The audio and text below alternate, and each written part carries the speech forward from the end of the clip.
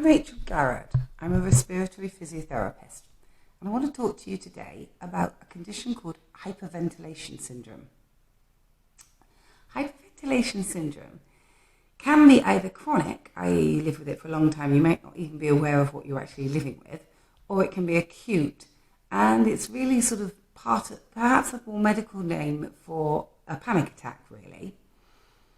But people with chronic hyperventilation syndrome may well be unaware that the problem is to do with their breathing.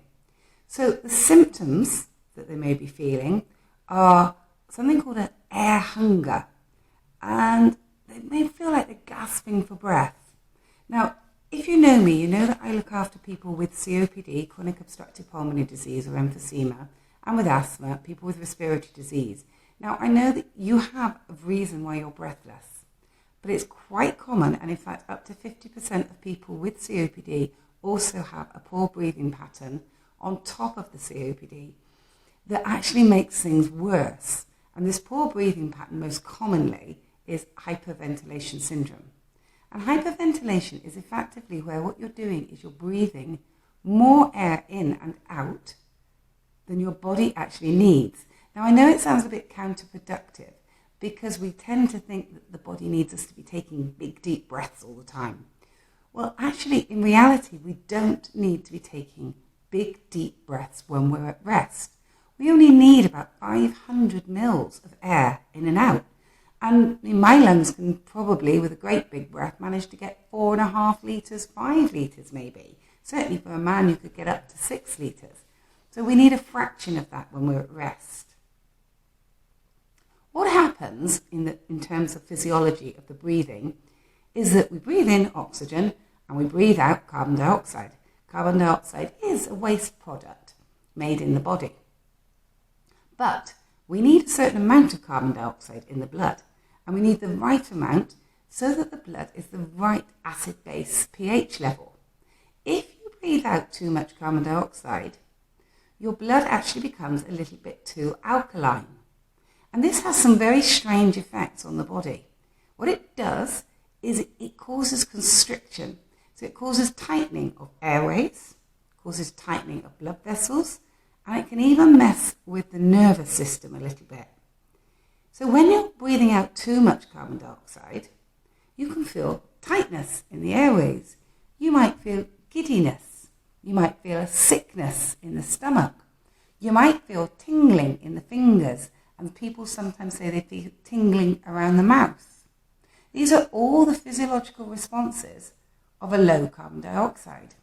They're the normal physiological responses, but in turn they make you more breathless, and they set up this cycle whereby you become aware of your breathing, you become aware of your heart feels like it's racing, and so you start to breathe faster and faster, so you're shifting more air in and out, in and out. And this, of course, makes the situation worse. Now, you know when you've seen in the old days, people were given a paper bag, a brown paper bag to breathe into when they were having a panic attack. That is because they were rebreathing their own carbon dioxide. So it was raising the carbon dioxide back to the level that it should be. There's easier ways, and we as physiotherapists will teach you the better ways, how to manage this properly through improving your breathing pattern. For some people, it occurs if they've been talking a lot. And if you're a fast talker, and sometimes I often am, talk, laughing, chat. Then what can happen is you start to feel really giddy. Now, I had to stop myself there and just hold my breath for a few seconds just to allow that carbon dioxide to rise again. Because I could feel it was coming on, this sensation of giddiness and sickness. And if I continued to move it forwards and continue to do lots of deep breathing when I don't need to be doing big, deep breaths because I'm just sitting here, then I would have started to feel very poorly. And I would have started to feel like I was gasping for air. So, chronic hyperventilation syndrome can make you more breathless than you would otherwise have been. A couple of tips how to manage this if this is something that you've got going on.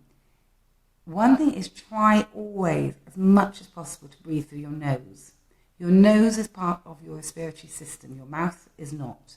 If you breathe through your mouth, You breathe in and out far too much. Far too much.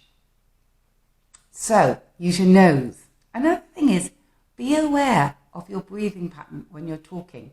It's very easy just to talk, and not even to take a breath for a moment and just keep talking. I have to stop because it brings on the sensations. I'm quite acutely sensitive to a low CO2. So I have to stop, hold my breath for a minute, and then let it carry on. So be aware during talking, be aware during coughing. You may need to hold your breath for a few seconds after you've been coughing a lot.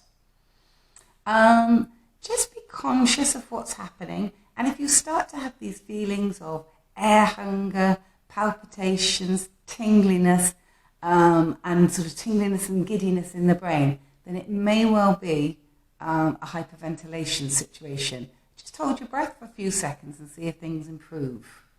Okay, so I am Rachel Garrett.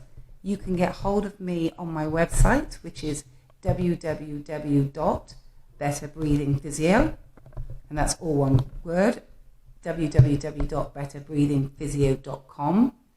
Or you can get hold of me by email, and that's on Rachel, Rachel, Garrod, Garrod, and then the number 1 at gmail.com. Good. Thank you very much for listening to me, and I hope to speak to you again sometime.